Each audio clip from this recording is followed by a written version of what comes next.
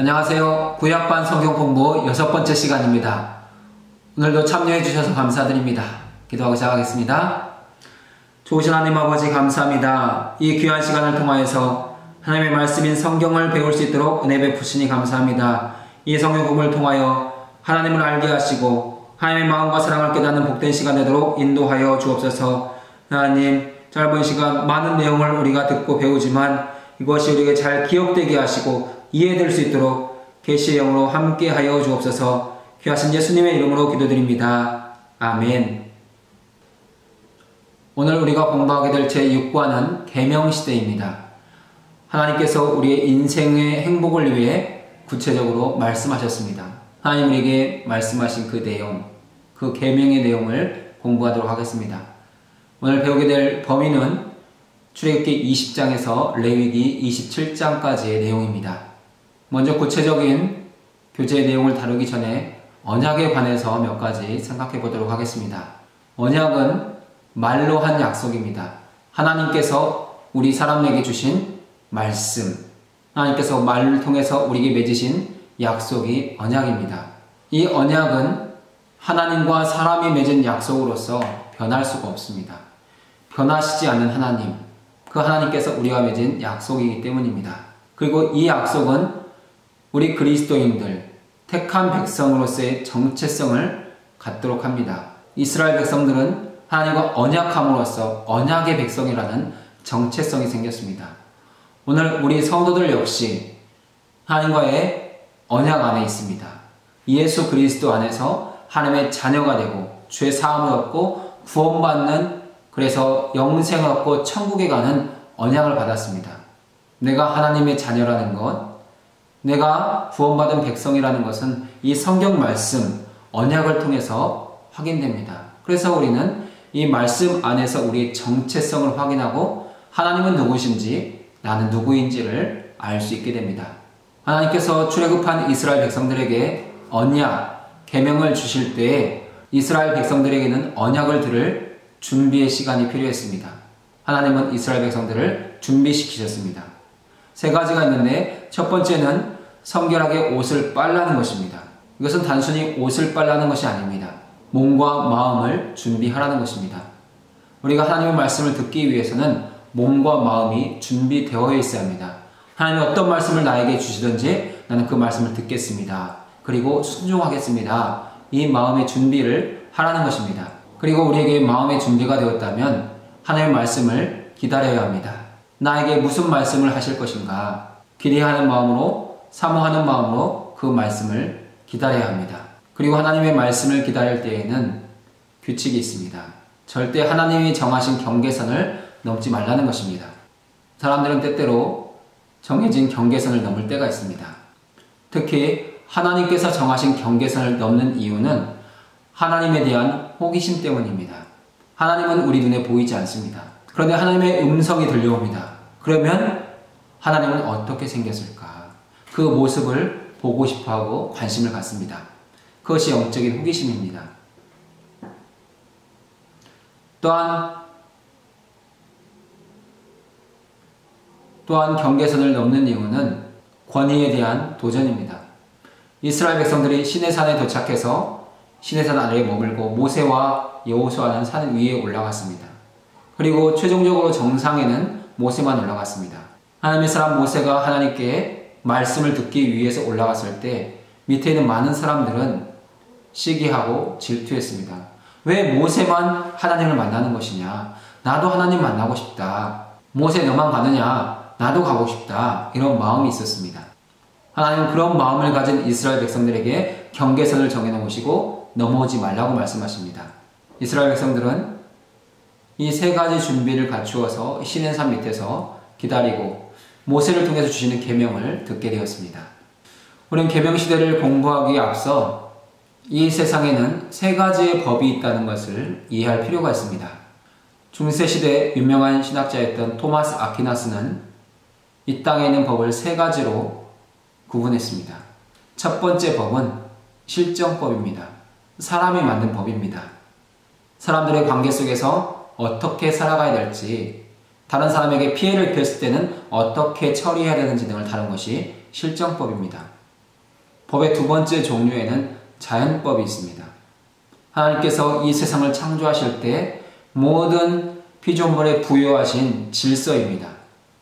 우리가 살아가는 이 세계, 자연은 하나님이 정하신 법칙에 따라서 운행되고 있습니다. 그러나 이 자연 법칙은 무질서하지가 않습니다. 더 강력한 힘, 하나님의 계획과 섭리 안에서 운행되고 있습니다. 사람이 만든 실정법과 하나님이 만물에 부여하신 자연법, 이 법을 능가하는 법이 있습니다.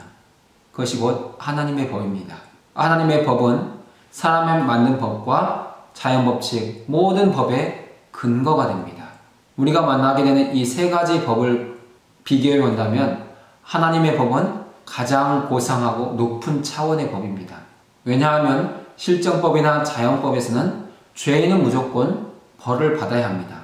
힘이 없는 존재는 힘이 강한 존재에게 굴복하게 되어 있습니다. 또한 모든 것은 시간이 지나면 낡아집니다. 그래서 사람들은 자신들이 만든 법을 개정합니다. 시대가 변했기 때문에 그 시대에 맞게 법도 변해야 된다는 것입니다. 또한 하나님의 피조물은 시간이 흐름에 따라서 낡아집니다. 낡고 노쇠하고 부패해집니다. 그러나 하나님의 법 안에서는 죄인이 용서를 받을 수 있습니다. 낡아져야 될 물건이 낡아지지 않기도 합니다. 하나님의 법 안에서는 용서가 있고 새로움이 있습니다. 그래서 하나님의 법은 더 높고 고상한 법이 되는 것입니다. 이제 구체적으로 첫 번째 내용을 살펴보겠습니다. 교재 70쪽을 보시면 재미있는 질문 두 가지가 나와 있습니다. 첫 번째 질문입니다. 10계명의 10가지 계명을 한 번에 범한 사람은 누구입니까? 정답은 모세입니다. 모세는 이스라엘 백성들이 금송아지를 만들어서 그 우상을 섬기고 있을 때에 하나님께 계명을 받고 있었습니다. 하나님께 10계명의 두 돌판을 받아서 시내산을 내려오던 모세는 이스라엘 백성들이 금송아지를 만들어서 그 앞에서 뛰고 먹고 마시며 노는 광경을 보게 됩니다. 분노한 나머지 하나님이 주신 두 돌판을 던져서 깨트립니다.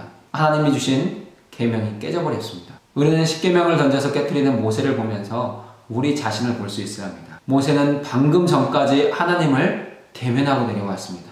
그것도 40일 동안 하나님과 대면하면서 그 얼굴에서는 광채가 났습니다.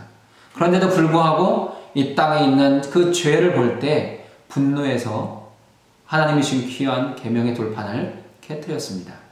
이것이 모세의 연약함이고 모세의 무능함입니다. 우리는 우리 자신이 얼마나 무지하고 무능하고 어리석은지를 알아야 합니다. 내가 은혜 받은 것 같지만 아주 작고 사소한 일에도 내가 받은 그 모든 은혜를 쏟아버릴 수 있다는 것입니다. 성경은 분명히 말씀하십니다. 선줄로 아는 자는 넘어질까 조심하라. 여러분이 은혜 받을수록 하나님의 사랑을 많이 받을수록 오히려 더 겸손해지시기 바랍니다. 나는 아무런 자격도 없고 조건도 없는데 하나님이 나를 사랑하셨습니다. 그래서 이런 귀한 은혜를 주셨습니다. 이런 믿음의 고백이 있어야 된다는 것입니다. 재미있는 두 번째 질문은 하나님께서 시내산에서 이스라엘 백성들에게 몇 가지 계명을 주셨는가입니다. 1번 10가지를 주셨다. 하나님께서 10계명을 주셨다는 것입니다. 2번 20가지를 주셨다. 모세에게 처음 10가지를 줬는데 모세가 깨뜨렸기 때문에 다시 10계명을 주었으니 20가지를 줬다는 것입니다. 3번 613가지다. 10계명을 포함하여 출애굽기와 레위기에 나와 있는 계명은 모두 613가지입니다. 그래서 613가지를 줬다. 4번 모두 정답이다. 어느 게 맞는 답일까요? 모두 정답입니다. 4번이 될 수 있는 거죠. 이스라엘 백성들은 하나님께서 모세를 통해 주신 이 613가지 계명을 율법으로 지켰습니다. 율법의 그 어느 하나라도 어기면 큰일 나는 줄 알았습니다. 하나님께서 이스라엘 백성들에게 율법을 주실 때 그 율법은 사랑이었습니다. 하나님이 주신 것이기 때문에 완전한 것입니다. 그러나 이스라엘 백성들은 그 율법의 깊은 의미, 하나님의 사랑은 잊어버립니다. 이제 율법은 반드시 지켜야 되는 그들을 어렵게 하고 힘들게 하는 무거운 짐이 되어버립니다. 그것을 우리는 율법주의라고 합니다. 율법은 좋은 것이지만 율법의 틀 안에 매여 있을 때 그것은 율법주의가 되어 무거운 짐이 되고 우리가 감당할 수 없는 단순한 계명에 그칠 뿐입니다. 그러면 두 번째 내용, 하나님이 주신 613가지의 가장 핵심이라고 할 수 있는 10가지 계명, 10계명을 살펴보도록 하겠습니다. 여러분 10계명 중에 몇 가지를 외울 수 있습니까?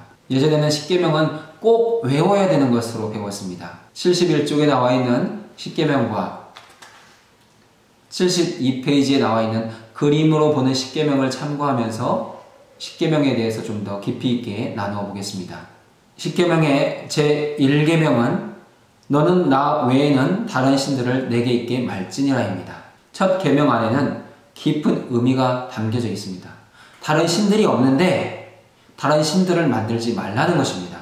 그러면 오늘 우리 주변에 있는 신들은 어떻게 된 것일까요? 우리 주변에는 여러 신들이 있습니다. 다양한 종교에서 믿는 다양한 신들이 있습니다. 그 신들은 무엇이겠습니까? 하나님 외에 이 세상에 존재하는 모든 신은 인간의 욕망이 만들어낸 상상물일 뿐입니다. 하나님께서 이 세상을 지으시기 전에는 오직 하나님 한 분밖에 안 계셨습니다. 영원의 시간 속에서 성부, 성자, 성령 하나님만이 존재하셨습니다. 그 하나님께서 온 세상을 창조하셨습니다. 그리고 그 가운데 사람을 살게 하셨습니다. 사람들은 눈에 보이지 않는 하나님을 눈으로 보고 싶어 했습니다. 그래서 하나님의 대체물을 만들어낸 것들이 신입니다. 사람들은 죄로 인해서 지각이 둔화해졌고 생각하는 것이 어리석어졌습니다. 그래서 자신들이 손으로 만든 것을 놓고 이것이 하나님이다 라고 섬기는 것입니다. 그것이 하나님 외에 이 땅에 존재하는 모든 신들, 우상이 되는 것입니다. 그러면 왜 하나님은 나 외에 다른 신들을 내게 있게 하지 말라고 말씀하셨을까요? 그것은 하나님만을 섬길 때 다른 모든 신들로부터 자유해지기 때문입니다. 교회는 하나님 외에 다른 신들을 모두 우상이라고 정의합니다. 교회는 하나님 외에 다른 모든 신들을 우상이라고 금지합니다. 우리는 하나님을 믿음으로 말미암아서 다른 모든 신들로부터 자유로웠습니다. 만약 우리가 하나님을 믿지 않는 사람이라면 우리는 이사할 때, 결혼할 때, 혹은 회사를 시작할 때, 때로는 출산할 때 다른 신의 영향을 받게 됩니다. 우리 주변에는 손 없는 날 해서 귀신 없는 날 이사를 하고 결혼식을 하고 아이를 출산한 사람들이 있습니다. 그들은 다른 신의 영향을 받는 삶을 살아갑니다. 그러나 하나님을 믿는 사람은 다른 모든 신으로부터 자유를 얻습니다. 왜냐하면 다른 모든 신은 다 사람들이 생각해낸 우상이기 때문입니다. 또한 사람들은 하나님을 믿을 때 모든 피조물을 연구하고 분석해서 과학을 발전시킵니다. 사람들이 하나님을 믿기 전까지는 이 세상 모든 만물은 다 신이 있다고 생각했습니다. 나무 하나, 돌 하나, 풀뿌리 하나까지 다 신이 있다고 생각했습니다. 신성시 여겼습니다. 그래서 사람이 이성으로 합리적인 사고로 그것을 분석하고 연구할 수 없었습니다. 그러나 하나님을 믿게 되었을 때 이 모든 것들은 하나의 피조물이라는 것을 알게 되었고 분석과 연구의 대상이 되었습니다. 하나님이 창조하시면서 주셨던 말씀, 생육하고 번성하라, 땅에 충만하라, 정복하라, 그 말씀을 받게 되었을 때 땅을 정복하는 과학이 발달하게 되는 것입니다. 이스라엘 백성들에게 이 귀한 말씀, 믿음, 계명을 주신 하나님만이 우리에게 참된 자유를 주실 수 있습니다. 그리고 오늘 우리를 우리 되게 하고 나를 나 되게 하십니다. 그러나 우상은 나를 지배하고 나를 파괴합니다. 하나님 외의 모든 신들, 우상들은 나를 파괴하고 나를 지배합니다. 그래서 우리가 하나님 앞에서 반드시 해야 할 작업이 있습니다. 그것은 우리 안에 있는 모든 우상을 다 깨트리는 것입니다. 그럼 어떻게 우리 안에 있는 우상들을 깨트릴 수 있을까요? 우리는 어떻게 내 안에 있는 우상을 내쫓을 수 있을까요? 세 가지가 있는데 첫 번째는 관계를 단절하는 것입니다.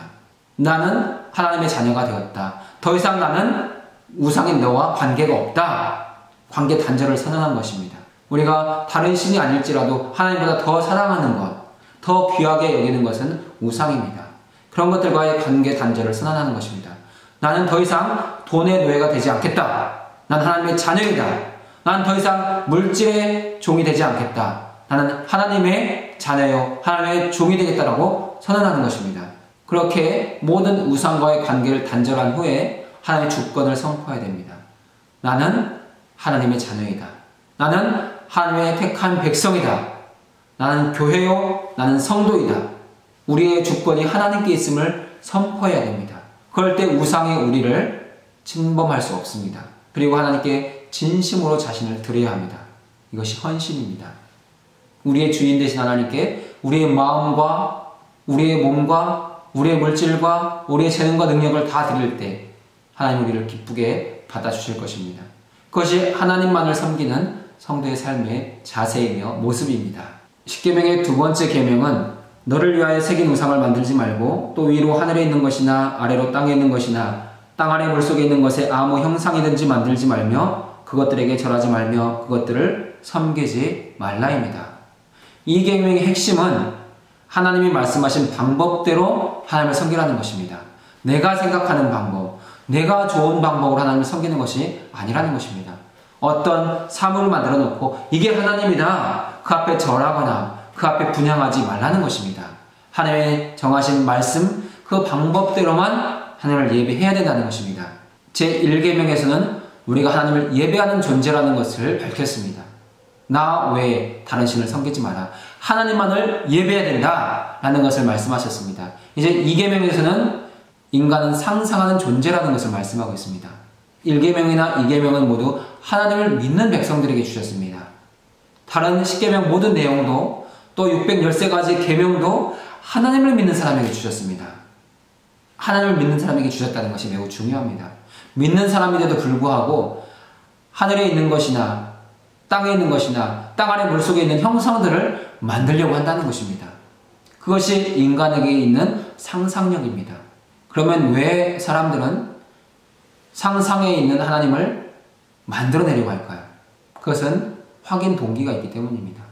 내 눈으로 보지 않으면, 내 손으로 만지지 않으면 불안해하는 것, 그것이 우리 사람입니다. 그리고 사람들에게는 고정 동기가 있습니다. 내가 원하는 장소와 시간에 딱 내가 원하는 것이 있을 때에 편안함을 느끼고 안정을 느낍니다. 그것이 고정 동기입니다. 하나님은 천지만물 어디나 계신 분이십니다. 하나님이 어디 계신지, 내가 어디로 가야지 그 하나님을 만날 수 있을지가 불분명합니다. 그래서 사람들은 하나님을 만들어 놓고 일정한 공간, 일정한 시간에 가두어 두려고 하는 것입니다. 그것이 고정 동기입니다.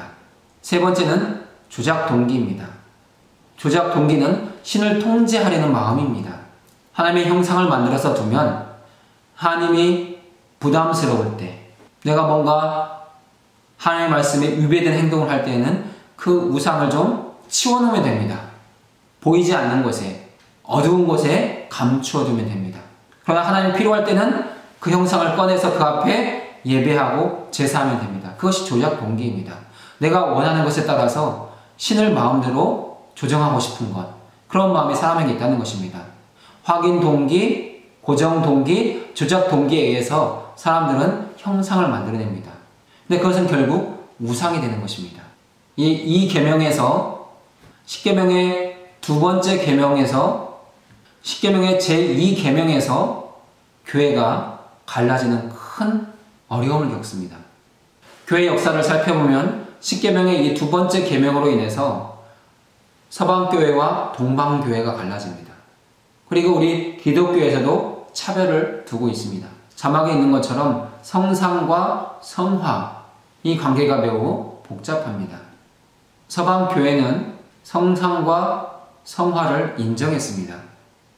성상은 입체적인 조형물입니다. 조각품들입니다. 성화는 평면 이미지, 그림입니다. 서방교회는 교회 안에 성상을 두는 것과 성화를 두는 것 다 인정했습니다. 그러나 동방교회는 성상을 만들 수 없다. 제2계명을 통해서 형상을 만들지 말라고 말씀하셨기 때문에 교회 안에 성상을 둘 수 없다고 주장했습니다. 성상의 문제를 가지고 서방교회와 동방교회가 첨예하게 대립하다가 나누어집니다. 교회가 나눠지는 여러 가지 이유가 있지만 가장 핵심적인 내용 중에 하나는 성상의 문제였습니다. 서방교회는 성상과 성화를 인정하는 가톨릭으로 발전합니다. 그래서 가톨릭에서는 지금도 10계명의 두 번째 계명을 제외하고 제10계명을 둘로 나누어서 10가지를 맞추었습니다. 서방교회는 성화는 조각이 아니기 때문에 새긴 우상으로 볼 수 없다라고 주장하여 동방정교회 안에는 여전히 성화가 많이 있습니다. 그럼 우리 개신교의 입장은 무엇일까요? 우리 개신교에서는 성상과 성화를 인정하지 않습니다. 그런데 어느 교회 가든지 꼭 교회 벽면에 십자가가 걸려 있습니다. 그럼 이것은 무엇일까요? 개신교는 십자가는 단지 상징일 뿐이다. 어떤 신적인 능력이나 의미가 있는 것이 아니다 라고 말하고 있습니다.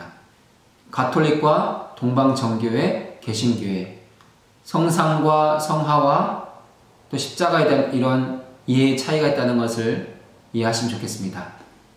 십계명의 세 번째 계명은 너는 너의 하나님 여호와의 이름을 망령되이 일컫지 말라입니다. 제3계명의 깊은 의미는 하나님을 섬기는 것이 인생의 목적이 되게 하라는 것입니다. 하나님의 이름을 망령되이 일컫지 마라. 이것은 소극적인 명령입니다. 이 명령을 적극적으로 바꾸어 보면 하나님의 이름을 영광되게 하라. 이런 의미가 될 수 있습니다. 하나님께서 이 3계명을 주신 이유는 하나님의 이름에 대한 오용, 남용을 방지하기 위한 것입니다. 그러면 하나님은 왜 사람들에게 하나님의 이름을 주셨을까요? 본래 하나님은 이름이 없는 분이십니다.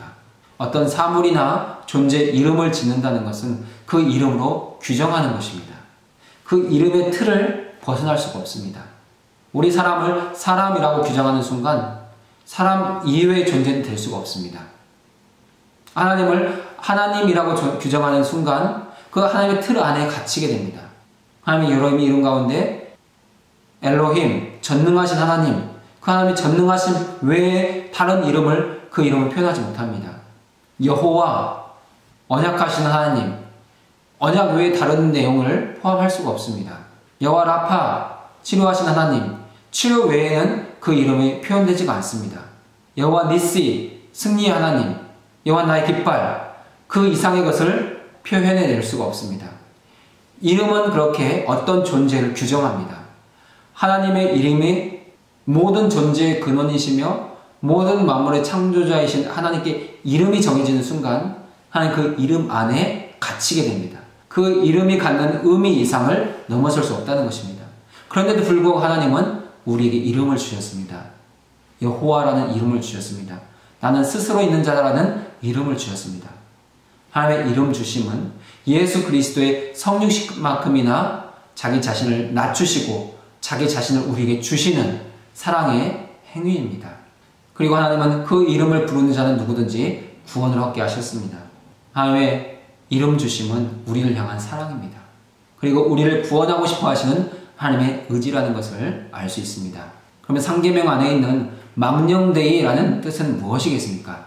망령되이 일컫지 말라는 것은 하나님의 이름을 가지고 저주나 욕의 수단으로 사용하지 말라는 것입니다. 거룩하신 하나님의 이름을 우리에게 주셨는데 그 이름 가지고 자신의 형제나 이웃을 저주하면 안 된다는 것입니다. 그런데 오늘날 어떻습니까? 사람들이 사용하는 욕이나 비난 가운데 하나님의 이름이 얼마나 많이 들어가 있습니까? 그 용어를 처음 쓴 사람은 좋은 의미로 사용했을지도 모릅니다. 하지만 그것이 사회 안에서 문화 안에서 사용되면서 의미가 변질됩니다. 오 마이 갓, 오 지저스 이런 단어들은 거룩하신 하나님의 이름을 망령되이 일컫는 것입니다. 또한 망령되이 일컫는다는 것은 맹세 수단으로 사용한다는 것입니다. 하나님의 이름을 걸고 맹세합니다. 그러나 사람들은 그 맹세를 지키지 않습니다. 하나님만이 자신의 약속을 지키시는 분이십니다. 우리 사람은 언제 어떻게 마음이 바뀔지 알 수 없는 사람입니다. 그래서 하나님의 이름으로 맹세하지 말라는 것입니다. 왜냐하면 그 맹세가 깨어졌을 때 그 비난은 온전히 하나님을 향하기 때문입니다. 그리고 또한 하나님의 이름을 망령되이 일컫지 말라는 것은 주술 행위로 사용하지 말라는 것입니다. 우리는 하나님이라는 이름을 교회에서만 사용하는 줄 압니다. 하지만 무속인들 가운데 하나님을 자기 신으로 삼는 사람이 있다는 것을 알아야 합니다. 그들은 구술할 때 하나님을 부릅니다. 그리고 그 하나님을 받아서 예언하고 그 하나님을 받아서 뭔가를 말해줍니다. 성경의 민수기에도 보면은 발람이 나옵니다. 이방신을 섬기는 사람입니다. 근데 그가 하나님이라는 신을 섬겼습니다. 그리고 그 하나님의 이름으로 주술적인 행위를 했습니다. 그런 행위를 하지 말라는 것입니다. 우리 성도들의 삶은 하나님의 이름을 높이고 내 생각과 말과 행동으로 하나님께 영광 돌리는 삶을 살아가야 합니다. 여러분의 모든 삶이 하나님께 영광되는 은혜가 있으시기를 간절히 소원합니다. 십계명의 네 번째 계명은 안식일을 기억하여 거룩히 지키라입니다. 먼저 안식의 의미를 생각해 보겠습니다. 안식한다는 것은 일을 하지 않는다는 것입니다. 본래 안식은 국가의 법률이나 회사의 혜택이 아닙니다. 하나님께서 우리 사람을 지으실 때 우리가 쉴 수 있는 존재가 될 수 있도록, 쉼을 얻는 존재가 될 수 있도록 만들어주신 것이 안식이라는 것입니다. 또한 하나님께서 우리에게 안식을 주시는 이유는 쉼을 통해서 여유를 갖도록 하시기 위해서입니다. 일로부터 자유를 얻도록 하시기 위해서 안식을 주셨습니다. 아담과 하와가 범죄했을 때 하나님은 사람들에게 엿새 동안 땀 흘려 수고해야지 땅의 소산을 먹을 수 있게 하셨습니다. 하지만 그 노동으로부터 하루는 쉴 수 있게 하시는 것, 그것이 안식입니다. 그러면 진정한 안식은 무엇일까요? 진정한 안식은 하나님과의 교제입니다. 엿새 동안 일했다면 제7일 주일은 하나님 앞에 나와서 예배하며 하나님을 만나고 그 말씀을 듣고 하나님의 사랑에 반응하고 응답하라는 것입니다. 그것이 하나님과의 교제입니다. 우리는 하나님과 교제할 때 영적으로 진정한 쉼과 만족을 얻을 수 있습니다. 우리의 몸이 아무것도 하지 않고 잠을 자거나 맛있는 음식을 먹는다고 해서 쉬는 것이 아닙니다. 몸의 쉼보다 중요한 것은 영혼의 쉼입니다. 우리 영혼은 하나님을 예배하며 하나님을 만나며 하나님 교제할 때만 쉼을 얻을 수 있게 창조되어 있습니다. 그것이 하나님의 형상입니다. 그리고 우리는 하나님과의 교제 안에서 우리 존재를 확인하게 됩니다. 나를 지으신 하나님, 나를 지키시고 돌보시는 주님, 하나님의 손안에 있는 나를 확인할 때 우리는 안정되고 평안한 삶을 살아갈 수 있습니다. 이것을 존재론적 안식이라고 부릅니다. 그러면 왜 사람들은 진정한 안식, 쉼을 얻지 못할까요? 그것은 자기 증명을 위한 수고 때문입니다. 하나님을 떠난 사람은 하나님 안에서 자기를 확인하지 않고 자기가 이루어낸 결과, 업적을 통해서 자기를 증명하려고 합니다. 다른 사람과 자신을 비교하고 자신이 이루어놓은 것 안에서 자기 존재를 확인하는 사람, 그것이 하나님을 떠나 있는 인간의 비참한 삶, 낙원을 잃어버린 사람들의 삶의 모습입니다. 하나님은 자기 증명을 위해 애쓰고 수고하는 우리에게 참된 쉼을 주고 싶어 하셨습니다. 그래서 안식을 지켜 거룩하게 하라 말씀하시는 것입니다. 그러면 왜 우리는 안식해야만 할까요? 그것은 하나님 안에 있을 때만 진정한 우리 자신이 될 수 있기 때문입니다. 세상에 많은 것들을 얻는다고, 많은 것들을 이루어낸다고 우리 자신이 되지 않습니다. 하나님 안에서 하나님을 확인하고 나의 나됨을 확인할 때 우리는 진정한 내가 될 수 있는 것입니다. 그래서 안식이 되면 주님 앞에 나와서 주님 품 안에 안겨 참된 쉼을 누리고 아버지 하나님을 확인하고 너의 자신을 확인해라. 그러면 네가 누구인지 알게 될 것이고 어떤 삶을 살아야 될지 깨닫게 될 것이다 말씀하시는 것입니다. 십계명의 5번째 계명은 내 부모를 공경하라입니다. 1계명에서 4계명까지는 하나님과의 수직적인 관계입니다. 나와 하나님과의 관계를 보여주는 것이 1계명에서 4계명입니다. 5계명에서 10계명까지는 수평적인 관계입니다. 우리가 이 땅에 살아가면서 사람들과의 관계 속에서 어떻게 살아가야 되는지를 보여주는 것이 5계명에서 10계명까지의 내용입니다. 그 가운데 5계명은 중간 계명이라고 할 수 있습니다. 내 부모를 공경하라는 하나님과의 수직적인 관계와 이웃과의 수평적인 관계의 중간 지점에 있습니다. 왜 5계명이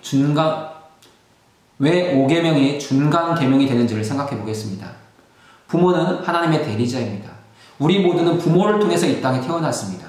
부모는 창조주는 아니지만 나를 이 땅에 하신 창조의 도구입니다. 또한 우리를 가장 사랑해줬던 사람은 부모입니다. 자녀를 가장 사랑하는 존재는 부모밖에 없습니다.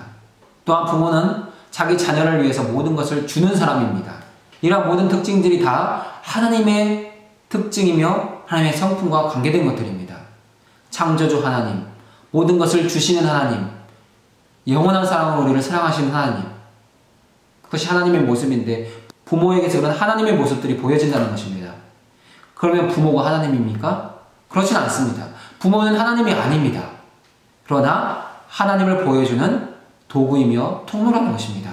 부모는 하나님은 아니지만 하나님 같은 분입니다. 나에게 소중하고 존중할 만한 대상, 그것이 부모입니다. 그래서 자녀는 부모를 공경해야 되는 것입니다.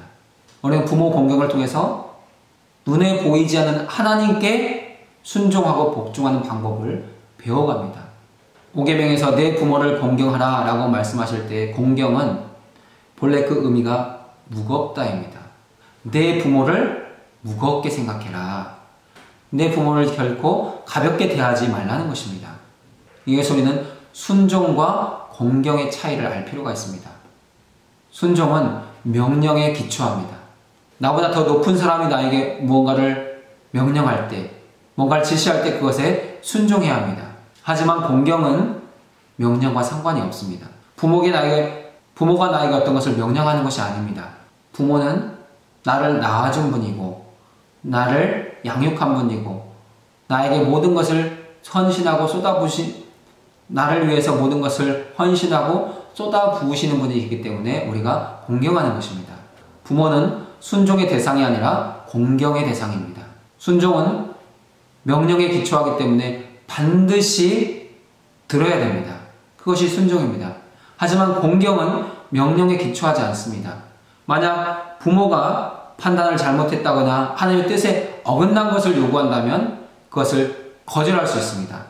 그것을 거부할 수 있습니다. 그것이 공경입니다. 사랑하기 때문에, 내가 존중하기 때문에 따르는 것, 그것이 공경이라는 것입니다. 우리가 부모를 공경하면 유익이 있습니다. 첫째는 땅에서 잘 됩니다.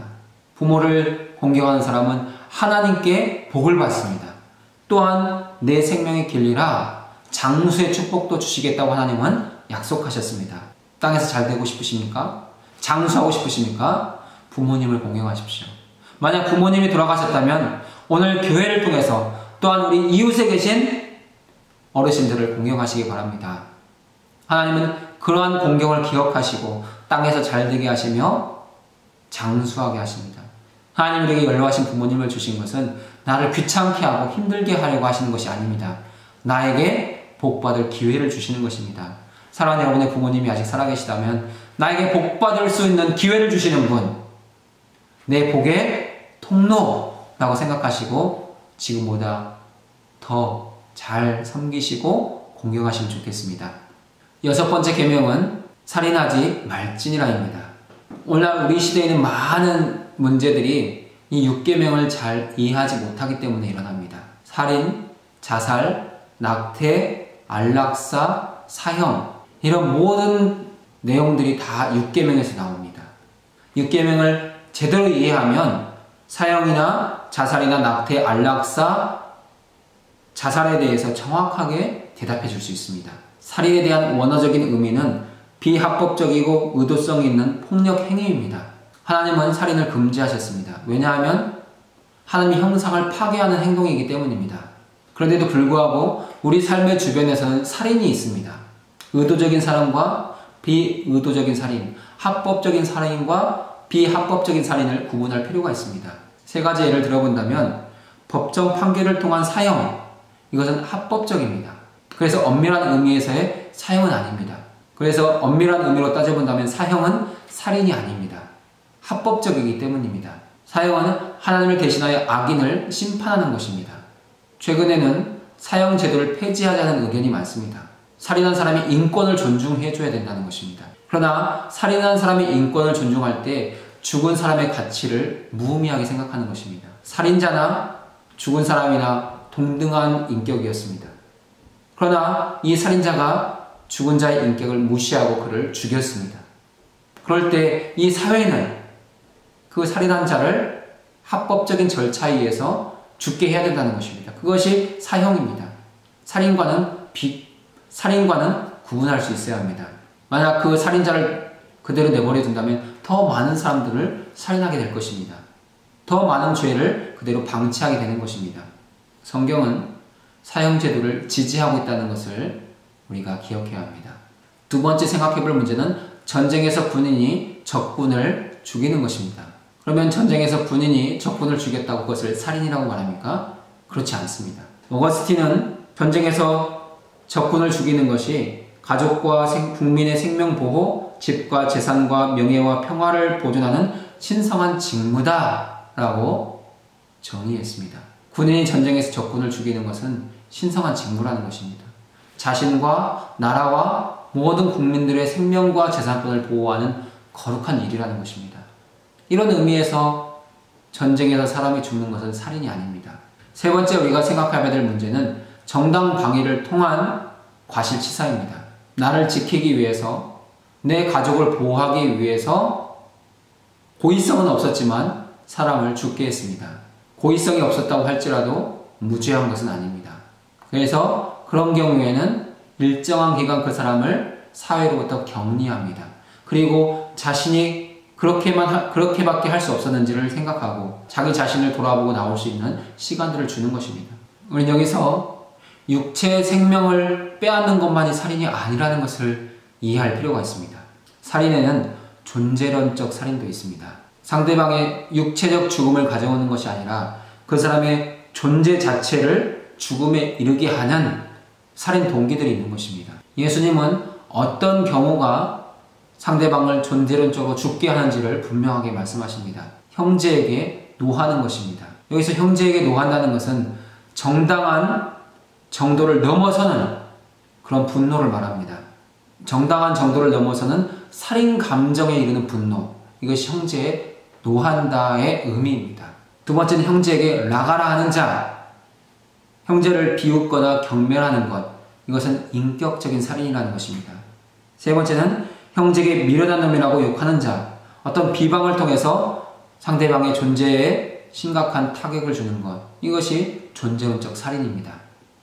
사실 우리 일상에서 우리는 육체적 생명은 죽이지 않지만 상대방의 인격을 모독하거나 그 인격에 손상을 주고 또 그 존재에 심각한 타격을 주는 경우가 많습니다. 정도 이상의 분노, 비방, 비웃음, 경멸, 이 모든 것들이 상대방을 향한 존재론적 죽음이라는 것입니다. 존재론적 살인이라는 것을 알아야 합니다. 그러면 우리 안에 분노가 차오를 때는 어떻게 할까요? 살인 분노가 들끓어 오릅니다. 어떻게 하면 좋겠습니까? 하나님 앞에 나가 고백해야 합니다. 하나님, 내가 누구를 생각하면 정말 죽일 정도로 분노가 일어납니다. 내 마음이 평안해지게 해주십시오. 그 사람을 향한 이 살인 감정, 이 분노가 사그러지게 해주십시오. 내 원수 갚는 것을 내 손으로 하지 않게 하시고 하나님께 맡기겠습니다. 이렇게 기도해야 된다는 것입니다. 그럴 때 하나님 우리의 마음을 만지시고 치료하실 것입니다.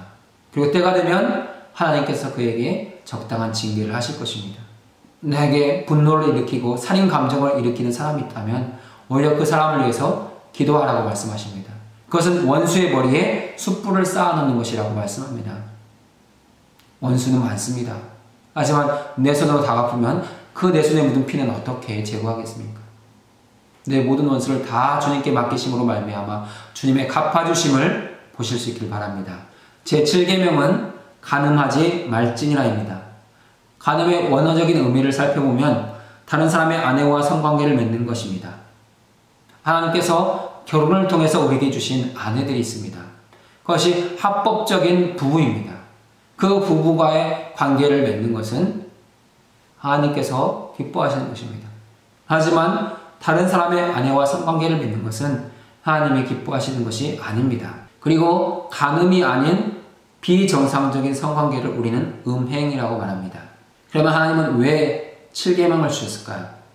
그것은 여성을 성적인 도구로만 보지 말라는 것입니다. 여성은 남성의 돕는 배필입니다. 성적인 만족이나 성적인 쾌락의 도구가 아니라는 것입니다. 또한 간음하지 말라는 계명을 주신 것은 여성을 동등한 인격으로 대하라는 것입니다. 여성을 남성의 만족이나 즐거움을 위해서 취하는 도구나 수단으로 삼지 말라는 것입니다. 여성은 남성의 파트너로서 동등한 인격, 동등한 대우를 받을 자격이 있다는 것입니다. 그러면 하나님께서는 왜 간음을 금지하셨을까요? 왜 다른 사람의 아내와 성관계를 금하셨을까요? 그것은 부부의 하나됨이 깨어지기 때문입니다. 다른 사람의 아내와 성관계를 하고 돌아왔을 때 내 아내가 그것을 좋아할 리가 없습니다. 부부 사이에 진실과 성결이 깨어집니다. 하나님은 그렇게 되지 않도록 하기 위해서 간음하지 말라고 말씀하십니다. 또한 간음은 축복의 통로인 이 가정을 파괴하기 때문입니다. 가정은 하나님의 생육하고 번성하라는 문화 명령을 이루어가는 가장 작은 사회 집단입니다. 가장 작은 사회입니다. 그러나 간음은 이 귀한 가정을 깨트립니다. 그리고 우리가 간음할 때 영적으로 심각한 타격을 받습니다. 간음하는 사람은 항상 간음할 거리를 찾습니다. 1차적으로 삶의 우선순위는 하나님께 있고, 또한 하나님 주신 가정 안에서 아내를 사랑하는 것, 이것이 마땅하지만 간음하는 사람은 하나님을 업신여기고 자신의 아내를 속이는 것입니다. 그러면서 계속해서 사단 마귀의 유혹을 받습니다. 오늘은 누구를 탐할 것인가를 관심을 갖게 됩니다. 그러면서 영적으로 타격을 받는 것입니다. 그런데도 불구하고 우리 주변에는 간음한 사람들이 많습니다. 간음한 사람들이 갖는 착각이 있습니다. 첫 번째는 나는 간음이 아니다입니다. 나는 사랑이지 절대 간음이 아니다. 내가 하는 것은 사랑이다. 이렇게 자신을 합리화합니다. 또한 간음하는 사람들이 갖는 두 번째 착각은 우리는 그냥 친구다입니다. 그냥 친구인데 관계가 좀 더 깊을 뿐이다. 그런 생각을 갖습니다. 간음하는 사람들의 세 번째 착각은 나는 언제든지 그만둘 수 있다입니다. 그러나 결코 그만둘 수 있지가 않습니다. 늘 생각나게 되고 늘 그것을 바라보게 됩니다. 그러면 우리는 가정에서 배우자를 향한 사랑을 어떻게 올바르게 세워갈 수 있을까요? 여기에 사랑의 방향성의 문제가 등장합니다. 어거스틴은 사랑에는 두 가지의 방향이 있다고 말합니다. 하나는 피조물을 향한 하향적인 사랑, 후피디타스가 있다는 것입니다. 또 하나의 사랑은 신을 향한 상향적인 사랑, 카리타스가 있다는 것입니다. 우리 사람에게는 상향적인 사랑과 하향적인 사랑이 있는데 어떤 사랑을 하느냐에 따라서 우리의 모습도 달라진다는 것입니다. 사람은 사랑하면서 그 대상을 닮아가게 되어 있습니다. 우리가 하나님을 사랑하게 되면 하나님을 닮아갑니다. 우리가 사람을 사랑하게 되면 사람을 닮아갑니다. 그런데 음행하는 사람을 사랑하게 되면 그 사람을 닮아갑니다. 더 어긋나는 길로 가게 되는 것이죠. 우리는 하나님을 사랑하게 될 때 그 사랑 안에서 다른 사람도 바르게 사랑할 수 있다는 것입니다. 여러분의 사랑의 방향성은 어느 쪽을 향하고 있습니까? 하나님을 향한 사랑을 향하고 있습니까? 아니면 사람을 향한 사랑을 향하고 있습니까? 여러분의 사랑이 하나님을 향할 수 있으시길 바랍니다. 제8계명은 도둑질하지 말라입니다. 하나님께서 우리에게 내 이웃의 것을 도둑질하지 말라고 말씀하시는 이유는 도둑질은 우리 자신을 깨트리는 행동이기 때문입니다. 하나님이 우리를 이 땅에 나게 하실 때, 하나님께서 우리를 이 땅에 보내실 때 주신 사명이 있습니다. 그것은 진정한 우리 자신이 되라는 것입니다. 저는 진정한 제가 되어야 될 사명이 있습니다. 여러분은 진정한 여러분 자신이 되어야 될 사명이 있다는 것입니다. 그러면 왜 우리는 진정한 우리 자신이 되지 못할까요? 그것은 무지하기 때문입니다. 내가 어떤 내가 되어야 되는지를 모르기 때문입니다. 또 내가 어떻게 진정한 내가 될 수 있는지를 모르기 때문입니다. 그것이 우리의 무지함입니다. 또한 우리가 진정한 우리 자신이 되지 못하는 것은 잘못된 가르침과 가치관 때문입니다. 세상은 나의 나됨을 원하지 않습니다. 세상 사람들이 원하는 그 사람이 되라고 말합니다. 우리 부모들은 우리 자녀들의 꿈을 찾아줄 때에 하나님께서 이 자녀에게 원하시는 것이 무엇인지를 많이 생각하지 않습니다. 그냥 이 시대가 원하는 좋은 직업, 그래서 편하게 살고 안락하게 사는 것을 원하는 그런 직업을 가지라고 말합니다. 그것은 진정한 자기 자신이 되는 것이 아닙니다. 하나님은 이 아이에게 재능을 주셨습니다. 그 재능이 하나님의 은혜 안에서 성령을 통해서 바르게 쓰임받으면 은사가 됩니다. 그 은사를 통해서 하나님을 기쁘시게 하는 삶, 자기의 만족을 누리는 삶, 하나님께 영광 돌리는 삶을 살아가는 것, 그것이 진정한 자기 자신이 되는 건데 우리는 그렇게 배우지 못했습니다. 그런 가르침과 가치관을 주지 못했습니다. 그냥 세상 사람들이 따라가는 길, 가장 편하고 안전하고 풍요로운 길을 살아가라고 가르치고 있다는 것입니다. 또한 우리가 진정한 우리 자신이 되지 못하는 것은 우리 욕심 때문입니다. 우리 안에는 욕심이 가득합니다. 내 만족, 내 기쁨, 내 즐거움을 위해서 우리는 살아갑니다. 그 욕심이 진정한 나를 방해합니다. 하나님 기뻐하시는 내 모습이 있지만 더 많은 것을 누리고 싶고 얻고 싶어서 하나님이 정하신 그 십계명의 테두리를, 그 경계선을 늘 넘나드는 그런 삶을 사는 것이 우리의 모습이라는 것입니다. 그러면 도둑질의 그 의미는 무엇일까요? 도둑질은 내 것이 아닌 것을 정당한 절차 없이 내 것으로 취하는 것입니다. 본래 내 게 아닙니다. 그것을 얻기 위해서는 대가를 지불해야 됩니다. 돈을 내든지 노동을 해야 됩니다. 하지만 그런 대가나 노동 지불이 없이 그냥 가져와서 내 것으로 취하는 것, 그것이 도둑질이라는 것입니다. 이 도둑질에도 다양한 종류가 있습니다. 첫 번째는 사람을 대상으로 한 도둑질이 있습니다. 그것을 우리는 유괴나 납치라고 말합니다. 우리는 유괴나 납치를 통해서 그 사람의 노동력을 착취하기도 하고 그 대가로 다른 사람의 재산을 탈취하기도 합니다. 그것이 도둑질입니다. 두 번째 도둑질의 모습은 잘못된 것을 가르쳐서 다른 사람을 망가뜨리는 것입니다. 다른 사람들에게 나쁜 약물을 소개해서 약물에 중독시킵니다. 자신은 약물을 팔고 그 대가를 받습니다. 그것은 도둑질입니다. 다른 여성이나 남성을 통해서 성매매를 하고 돈을 빼앗습니다. 그것도 도둑질입니다. 또한 어린 아이들을 붙잡아다가 국어를 시킵니다. 앵벌이라고 하는 그 국어를 시키는 것, 그것도 도둑질입니다. 세 번째 도둑질의 유형은 다른 사람의 약점을 이용해서 꼼짝 못하게 하는 것입니다. 다른 사람의 약점을 잡고 그 사람을 혹사시키는 것. 노동을 제공받았지만 그 대가를 지불하지 않는 임금체불. 그리고 일정한 돈을 빌려주고 너무나 많은 이자를 받아들이는 고리대금. 이런 모든 것들이 약점을 이용한 도둑질입니다. 하나님은 이러한 도둑질을 엄히 금하셨습니다. 왜냐하면 도둑질은 다른 사람의 생명을 침범하는 것이고 다른 사람의 자유를 침범하는 것이기 때문입니다. 그런데 우리는 다른 사람의 것만을 취하는 것이 도둑질이 아니라는 것을 이해합니다. 나 스스로도 나에 대해서 도둑질할 수 있습니다. 우리는 우리 자신의 인생도 도둑질하는 존재라는 것입니다. 그 중에 가장 대표적인 것이 인생 낭비입니다. 내 귀한 시간을 헛되이 쓰는 것들, 더 가치 있는 곳에 써야 되는데 무가치한 것들에 사용하는 시간들, 그 모든 것들이 인생 낭비의 시간입니다. 내가 마땅히 해야 될 일을 하지 않는 것, 그것도 또한 인생 낭비의 죄악입니다. 이 하루를 어떻게 사셨습니까? 이 하루를 어떻게 살아가시겠습니까? 내 인생은, 내 하루에 대한 정확한 계획이 있으십니까? 그 계획 안에는 하나님을 향한 시간도 있으십니까? 그렇다면 여러분의 시간은 낭비되는 시간이 아닙니다. 하지만 정확한 시간 계획이 없이 되는 대로 살아가면 결국 귀한 시간을 낭비하게 됩니다. 또한 하나님을 향한 시간이 없다면 우리 인생의 대부분은 또한 낭비되는 것입니다. 그러면 우리가 도둑질하지 않기 위해서는 어떻게 해야 될까요? 성경은 일해야 된다고 말씀하고 있습니다. 우리는 일할 때 도둑질하지 않게 됩니다. 내 시간을 들이고 내 노동을 들여서 거기에 합당한 대가를 받는 것, 그 일의 대가를 받는 것이 소득입니다. 하나님은 그러한 소득을 기뻐하신다고 말씀하십니다. 그러면 일의 목적은 무엇일까요? 일의 1차적인 목적은 의식주를 해결하는 것입니다. 내가 이 땅에서 먹고 살아가야 될 것들을 얻는 것이 일의 목적입니다.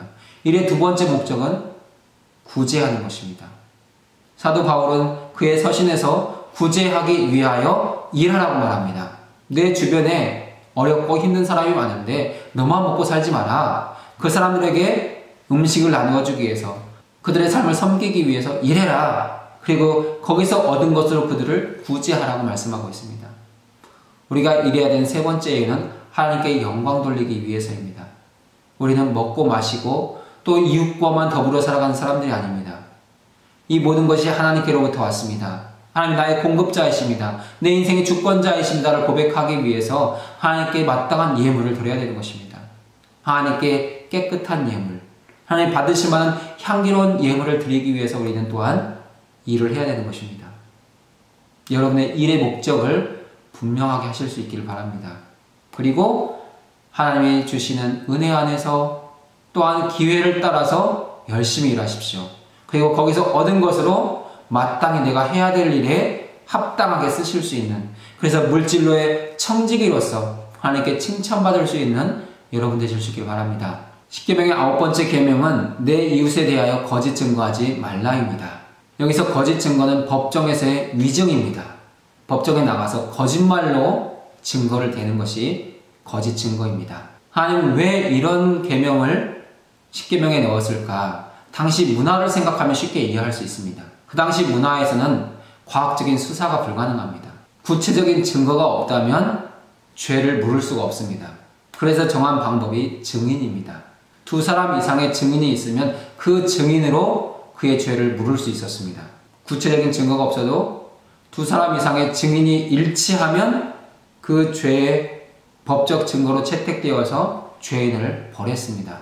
그런데 오직 진실만을 말해야 될 증인이 거짓 증거를 합니다. 거짓 증거는 사람을 죽일 수도 있습니다. 성경에 아합이 나봇의 포도원을 빼앗는 이야기가 있습니다. 이세벨은 나봇의 포도원을 빼앗기 위해서 거짓 증인들을 세우고 그들로 하여금 거짓 증거를 하게 합니다. 그래서 나봇이 죽었습니다. 그만큼 거짓 증거는 무서운 것입니다. 사실 우리가 우리의 일상 속에서 진실을 증언하는 것은 쉽지 않은 일입니다. 그래서 증인이라는 단어에서 순교라는 단어가 나오게 됩니다. 증인이 되다 보면 죽을 수도 있다는 것입니다. 그리고 진실된 것을 말하면 죽기도 했습니다. 초대교회 성도들 가운데 예수 그리스도의 부활을 증거하다가 순교한 사람이 많습니다. 예수의 복음을 증거하다가 죽는 것, 그것이 순교입니다. 그래서 증인에서 순교가 나오게 되는 것입니다. 하나님께서 우리에게 거짓 증거하지 말라는 것은 우리의 삶 속에서 진실만을 말하며 살아가라는 것입니다. 우리가 우리 주변에서 보게 되는 대표적인 거짓 증거들이 있습니다. 첫 번째는 다른 사람들을 흉보거나 험담하는 것입니다.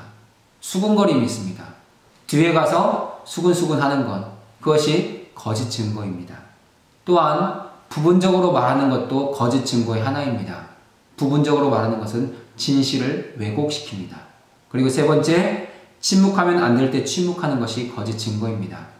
재판이 그릇된 방향으로 흘러서 무죄한 사람이 처벌받는 경우가 있습니다. 그럴 때 증인이 나타나서 그것을 증언한다면 그는 무죄를 인정받을 수 있습니다. 그러나 침묵하지 말아야 될 때 침묵한다면 그 사람의 죄는 밝혀낼 수가 없습니다. 그것도 거짓 증거라는 것입니다. 내가 진실을 알면서 진실을 말하지 않으면 거짓 증거가 되는 것입니다. 그러면 어떻게 우리는 우리의 일상 속에서 거짓을 피하며 살아갈 수 있을까요? 세 가지를 생각해 보시면 됩니다. 첫 번째, 내가 들은 이 말은 사실인가? 우리는 다른 사람들에게 들은 것을 또 다른 사람들에게 전달하면서 살아갑니다. 누가 그러던데 들었어? 라고 말하죠. 그런데 누가 그러던데를 우리의 삶 속에서 자꾸 없애야 됩니다.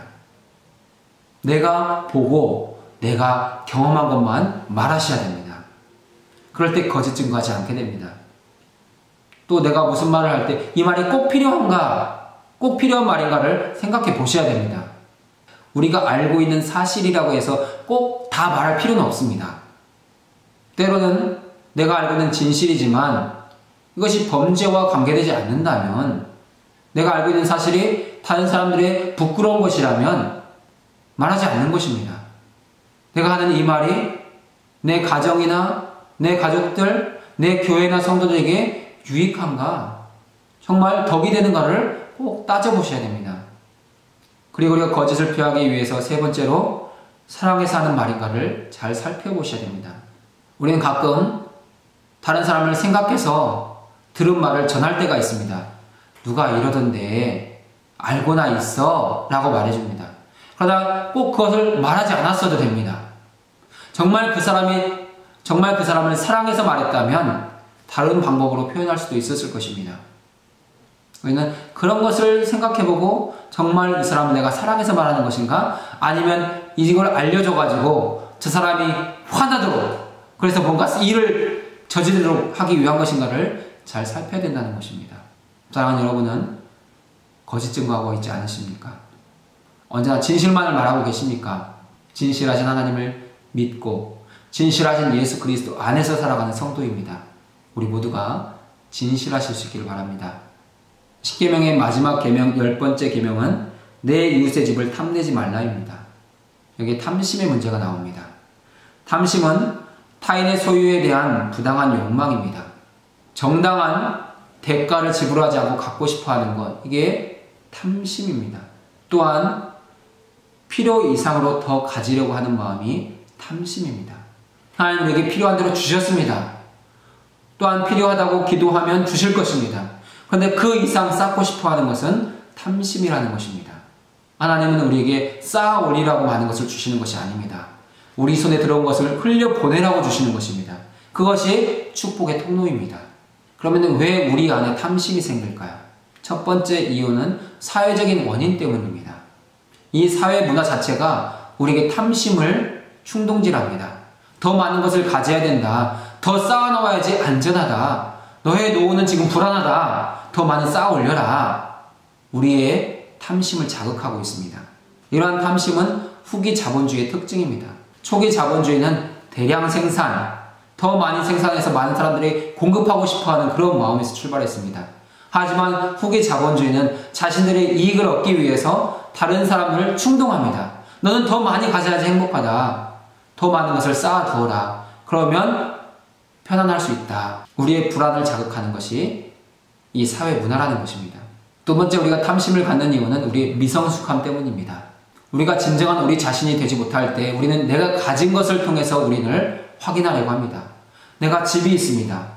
차를 샀습니다. 나 집도 있고 차도 있어. 이런 사람이야. 내 소유를 통해서 자신을 확인하는 것입니다. 그리고 나는 이 정도 가질 만한 직업도 있고 능력도 돼. 자기 가치를 자기 소유로 인정받으려고 하는 것.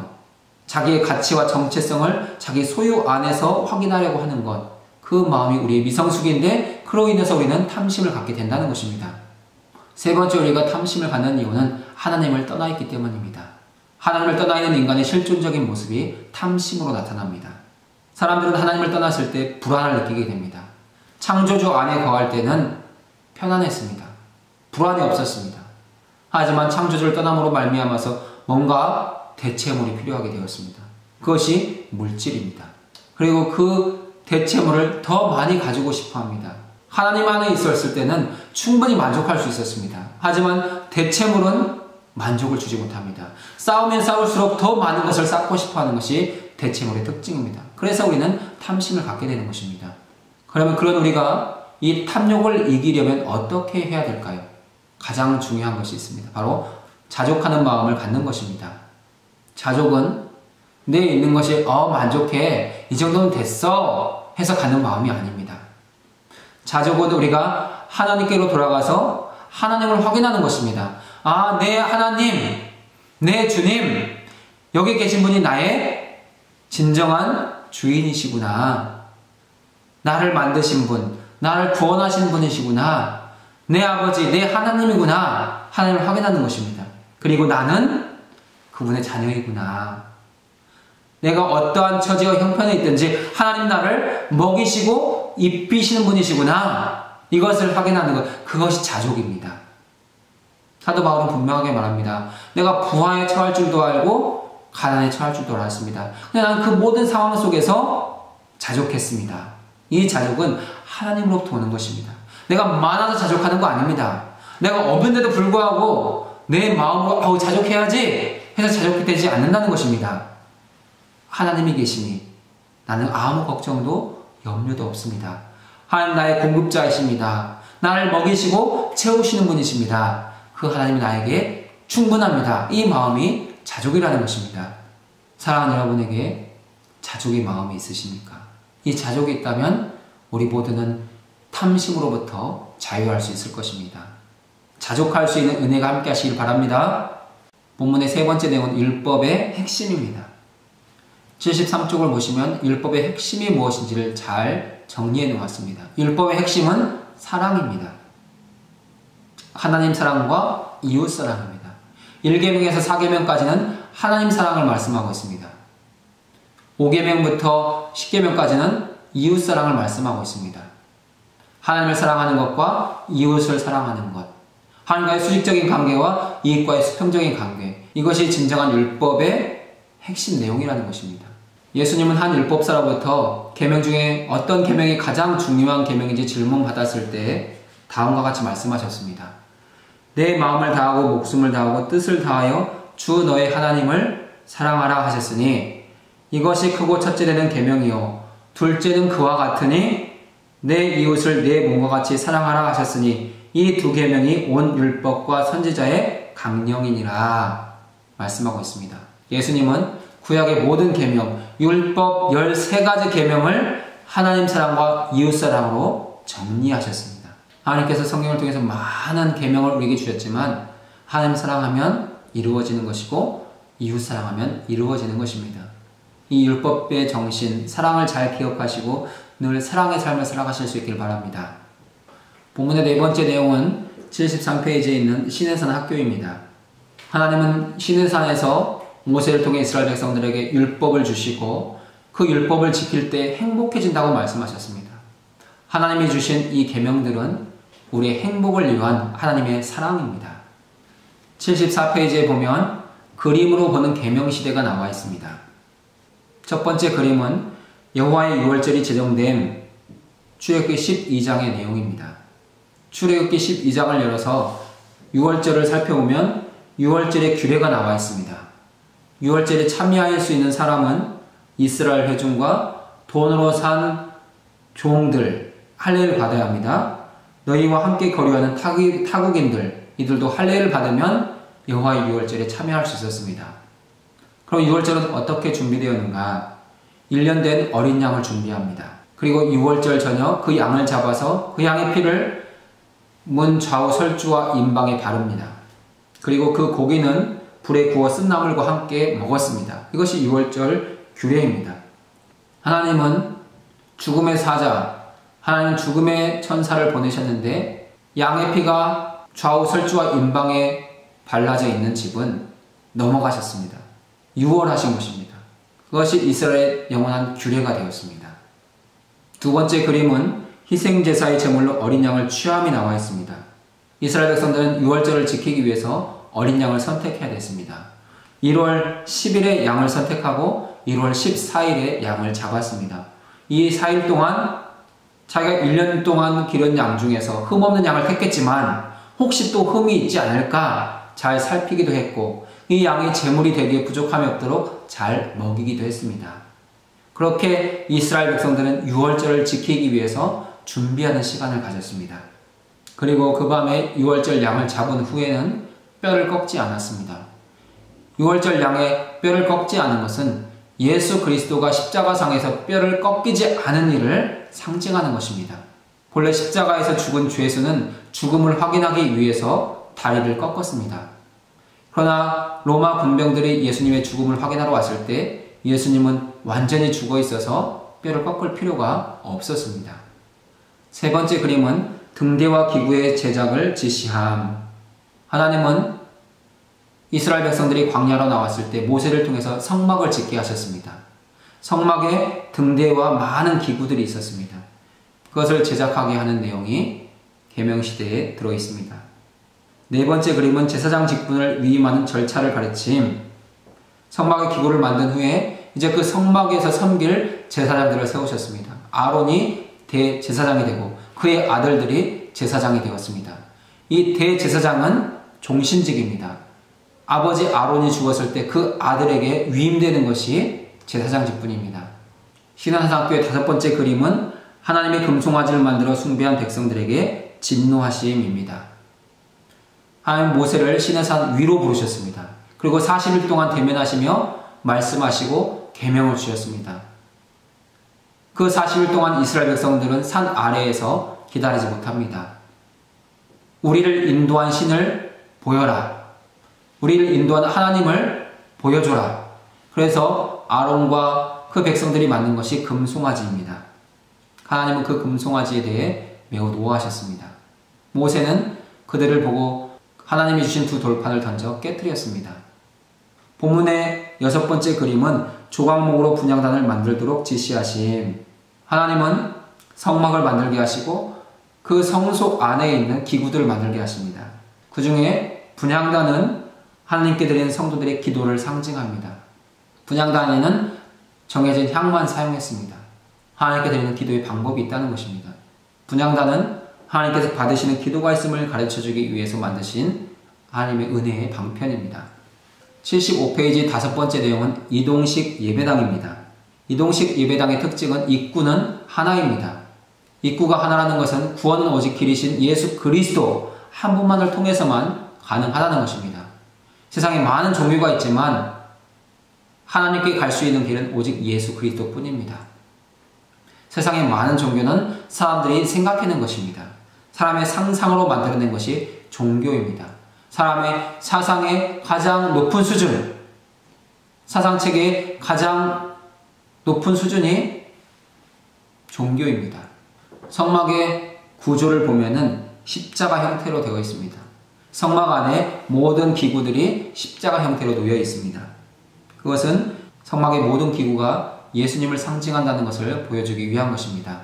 이동식 예배당의 성막은 오늘날 교회의 모델입니다. 성경에는 5가지 교회의 모델이 나와 있습니다. 첫 번째 모델은 노아의 방주입니다. 노아의 방주는 누구든지 들어오기만 하면 구원받는다는 것을 보여주는 상징입니다. 두 번째 이동식 예배당은 성막입니다. 성막에서는 죄를 회개하고 죄 사함을 받았습니다. 세 번째 교회의 모델은 회당입니다. 이스라엘과 유다가 아수르와 바벨론에 의해서 멸망했습니다. 그리고 그 백성들이 포로로 끌려갔습니다. 이스라엘 백성과 유대인들은 포로로 끌려간 곳에서 하나님의 말씀을 듣고 하나님을 예배하기 위해서 회당을 건축했습니다. 회당은 말씀을 가르치는 곳이었고 하나님과 교제하는 곳이었습니다. 그리고 교회의 모델 네 번째 교회의 모델은 광야 교회입니다. 광야는 육체적인 자유라고 할 수 있는 정치적인 자유와 영적인 자유를 누리는 공간이었습니다. 5번째 교회의 모델은 초대교회입니다. 성령 받고 증인된 삶의 공동체, 그것이 초대교회입니다. 오늘 우리가 이루어가는 교회는 이 모든 5가지 교회의 특징들을 다 담고 있습니다. 누구든지 교회 안에 들어와서 예수 그리스도를 만나면 구원을 얻고 예수 그리스도의 이름으로 죄를 회개하고 용서를 받고 하나님을 만나고 하나님과 교제합니다. 영적인 자유, 또 육체적인 자유를 누리는 것이 교회입니다. 성령 받아서 증인되는 삶을 사는 것이 오늘의 교회입니다. 오늘의 교회됨, 나의 교회됨을 늘 기억하며 살아가실 수 있기를 바랍니다. 이동식 예배당에서 기억해야 될 몇 가지 내용이 있습니다. 먼저 성막은 하늘나라를 예표한다는 것입니다. 성막뿐만 아니라 이 땅의 교회는 우리가 마지막에 가게 될 하나님의 나라의 모형입니다. 실체는 저 천국에 있습니다. 우리는 이 땅에서 그 그림자, 그 예표를 이루어가면서 사는 것입니다. 그리고 성막은 하나님 안에 있는 참된 생명을 보여주는 통로입니다. 그리고 성막은 내가 거기서 너와 만나리라 약속하신 주님을 만나는 곳이었습니다. 하나님이 만들도록 명령하신 성막에는 몇 가지 기구들이 있습니다. 먼저 번제단은 다시 태어나야 되는 우리의 인생을 보여줍니다. 번제단에서 모든 재물이 다 태워졌습니다. 우리가 주님께 나와 성령의 불로 다 태워질 때, 예수 그리스도의 보혈로 씻겨질 때 우리는 새로운 피조물이 됩니다. 그것을 보여주는 것이 번제단입니다. 번제단에서 우리의 모든 죄는 사함을 받았습니다. 그것을 오늘날로 가져온다면 주님의 십자가입니다. 우리는 십자가에서 우리의 모든 죄가 다 용서함 받았습니다. 두 번째는 물두멍입니다. 죄의 결박을 끊는 진정한 회개가 있는 곳, 씻음이 있는 곳이 물두멍입니다. 오늘 우리 성도들은 예수 그리스도의 피를 통하여 성령의 씻음을 통하여 깨끗해집니다. 세 번째 기구는 분향단입니다. 분향단은 하나님께 드려지는 기도를 상징합니다. 매일 아침 저녁으로 새로운 향을 부어서 향을 피워 올려드렸습니다. 그리고 하나님의 정하신 향만 사용했습니다. 우리의 기도에도 하나님이 기뻐하시는 기도가 있고 기뻐하시지 않는 기도가 있습니다. 하나님을 기뻐하시는 기도, 하나님의 이름을 높여드리고 영광 돌리는 기도, 우리가 우리의 필요를 구하는 기도, 또 다른 사람의 죄를 사하는 기도, 교회를 위한 기도, 선교를 위한 기도, 이런 기도를 하나님이 기뻐하신다고 말씀하십니다. 그리고 성막에는 등대가 있었습니다. 등대는 성령의 조명과 감동을 보여줍니다. 성막 안은 어두웠습니다. 오직 등대의 빛만이 모든 것을 비추어 주었습니다. 오늘 우리가 성령을 받으면 그 성령의 조명과 감동을 따라서 모든 말씀을 이해하게 되고 깨닫게 되고 또 예배 안에서 말씀 속에서 주님을 만나게 됩니다. 그것이 등대의 역할입니다. 또한 성막 안에는 떡상이 있었습니다. 떡상은 생명의 떡이신 예수 그리스도를 상징합니다. 떡상 위에는 매일 새 떡을 올려놓았습니다. 매일 우리가 새 은혜, 새 양식을 주님께로부터 공급받아야 됨을 말씀해 줍니다. 지성소로 들어가면 언약궤가 있습니다. 십계명의 두 돌판을 담은 상자입니다. 십계명의 말씀은 하나님의 말씀만이 우리 인생의 기준됨을 보여주는 것입니다. 그리고 십계명을 덮는 뚜껑, 속죄소가 있습니다. 하나님은 그곳에 임재하셔서 우리 모두를 만나주고 계십니다. 속죄소는 죄를 사하는 장소이면서 우리가 주님을 만나는 장소이기도 했습니다. 사랑하는 여러분의 지성소 안에 주님의 말씀이 있게 하시고 주님의 임재가 있기를 사모하시기 바랍니다. 그럴 때 우리는 진정 이 시대에 거룩한 성령의 전으로 살아갈 수 있게 되는 것입니다. 76페이지 마지막 내용은 레위기, 레인과 희생 제사입니다. 레위기 전체의 내용을 간략하게 요약했습니다. 레위기는 제사와 관련된 내용들로 우리가 어떻게 하나님 앞에서 죄를 용서받고 제사장 나라 거룩한 백성으로 살아갈 수 있는지를 보여주고 있습니다. 레위기에서 제사장이 매우 중요한 역할을 합니다. 제사장은 하나님과 사람을 연결하는 사람입니다. 중재자입니다. 사람 가운데 택함받은 사람으로서 하나님께 드릴 예물과 제사를 드리는 자가 제사장이었습니다. 그런데 하나님은 오늘 우리 모두를 이 시대에 제사장으로 세우셨다고 말씀하십니다. 하나님을 어떻게 예배해야 되는지, 하나님의 백성의 삶은 무엇인지를 보여주는 통로가 우리 모두라는 것입니다. 레위기에는 5가지 제사가 나옵니다. 번제, 소제, 화목제, 속죄제, 속건제.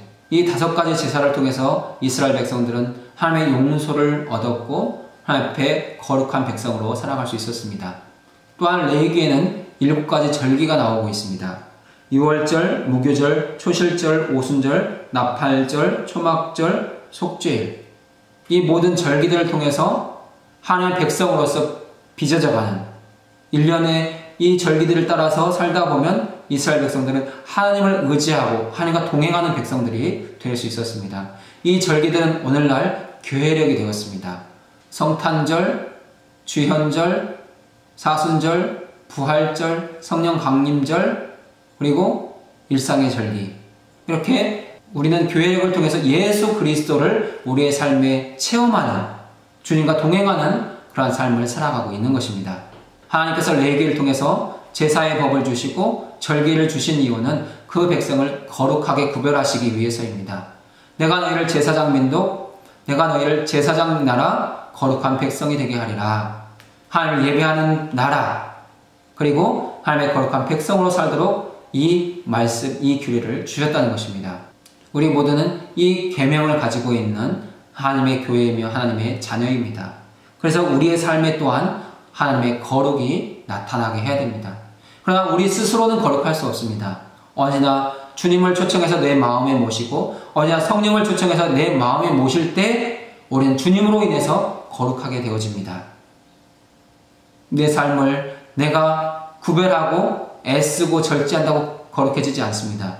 주님이 우리 안에 충만해지면 우리는 거룩해집니다. 그래서 날마다 말씀을 가까이 하고 기도하면서 주님으로 충만해지기를 힘쓰시기 바랍니다. 그러면 사랑하는 여러분이 어느 순간 거룩한 성도, 거룩한 백성이 되어 있는 것을 보게 될 것입니다. 오늘 이렇게 6과를 정리해 보겠습니다. 다음 주엔 7과를 공부하겠습니다. 먼저 읽어보시고 예습하고 오시면 좋겠습니다. 오늘도 수고하셨습니다. 기도하고 마치겠습니다. 사랑하신 하나님 아버지 감사합니다. 우리를 사랑하셔서 주님께서 계명을 주셨습니다. 이 계명은 우리를 힘들게 하거나 무겁게 하는 것이 아니라 우리에게 진정한 자유를 주기 위하심임을 말씀을 통해서 배웁니다. 이 계명이 우리에게도 진정한 자유의 통로가 되게 하시고 이 계명을 이루어가면서 우리도 하나님 앞에 거룩한 자녀, 거룩한 백성의 삶을 살아갈 수 있도록 인도하여 주옵소서. 이 시대 가운데 우리가 하나님의 살아계심을 보여주는 거룩한 제사장으로서의 사명도 잘 감당케 하여 주옵소서. 존귀하신 예수님의 이름으로 기도드립니다. 아멘. 수고하셨습니다.